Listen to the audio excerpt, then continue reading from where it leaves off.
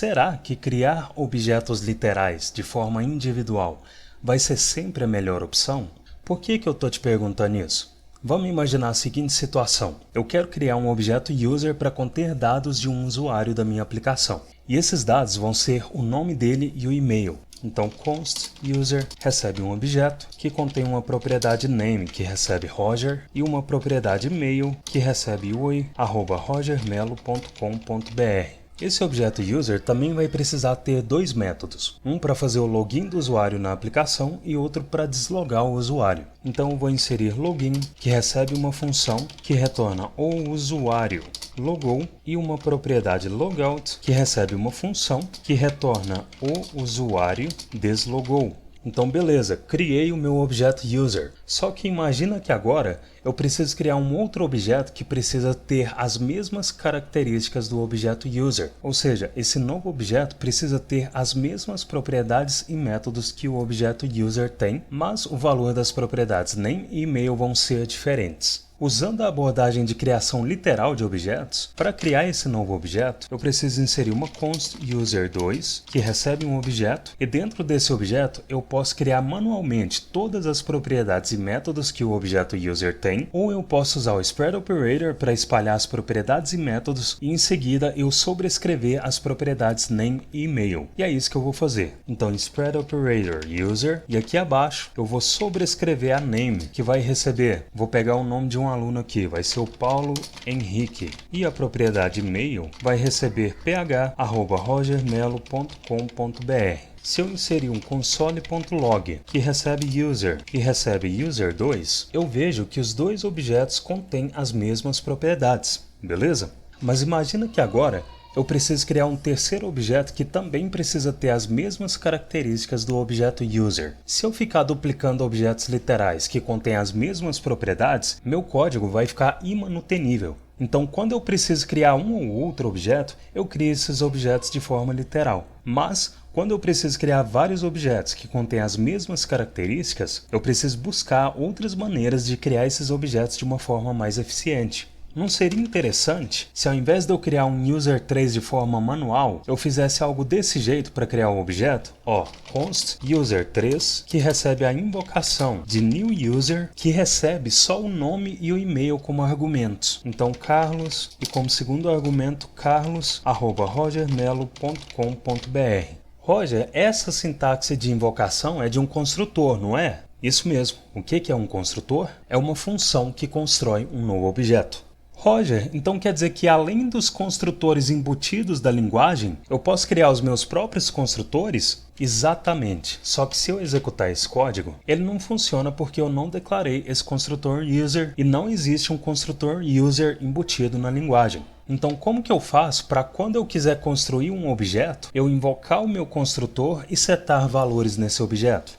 É o seguinte, existem algumas maneiras de construir objetos semelhantes em JavaScript. Você pode usar funções construtoras, factory functions, classes, tem um monte de formas diferentes. E o ideal é você saber trabalhar com todas elas e saber o que elas fazem por baixo dos panos. Antigamente, uma das formas usadas para criar objetos parecidos era usar prototypes diretamente. Com a chegada do S6, que é uma especificação moderna do JavaScript, agora é possível usar uma palavra-chave class para construir objetos. Classes em JavaScript são só uma abstração, porque elas usam prototypes por baixo dos panos, e elas foram adicionadas na linguagem como uma tentativa de deixar mais fácil o entendimento da sintaxe para se trabalhar com prototypes. O que é uma classe? Uma classe é a planta de um objeto. Sabe aqueles desenhos que representam como um imóvel vai ser construído? Uma classe é a mesma coisa. Ela é um template que descreve quais vão ser as propriedades base de um objeto quando ele for construído. Uma outra analogia que a gente pode fazer é com um blueprint de carros. Esse blueprint descreve as características básicas do carro e as ações que ele pode fazer.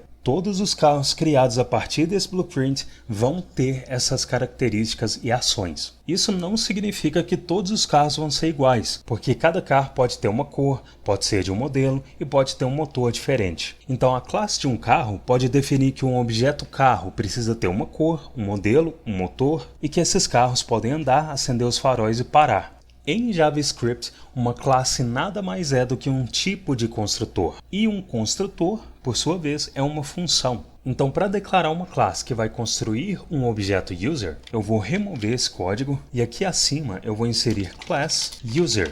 Por que eu escrevi a primeira letra do nome da classe maiúscula? Todo construtor embutido na linguagem tem a primeira letra do nome maiúscula. Isso é uma convenção. E eles têm letras maiúsculas exatamente para se diferenciarem visualmente de funções comuns. Então, sempre que você declarar um construtor ou uma classe, você precisa declarar o nome da classe com a primeira letra maiúscula para enfatizar que você está declarando um construtor de um objeto. Dentro da classe, eu preciso declarar um método chamado constructor, e esse método precisa se chamar constructor. É esse método que vai, de fato, setar as propriedades do objeto. Então, eu vou declarar um método constructor, lembrando que essa sintaxe é um atalho para a gente não ter que escrever a palavra-chave function, e o que vai acontecer aqui? Aqui abaixo, quando eu invocar um new user, então const user, que recebe a invocação da new user, essa invocação, na verdade, está invocando esse método constructor declarado dentro da classe. E o que eu vou fazer nesse método? Eu vou setar as propriedades do objeto que eu estou criando.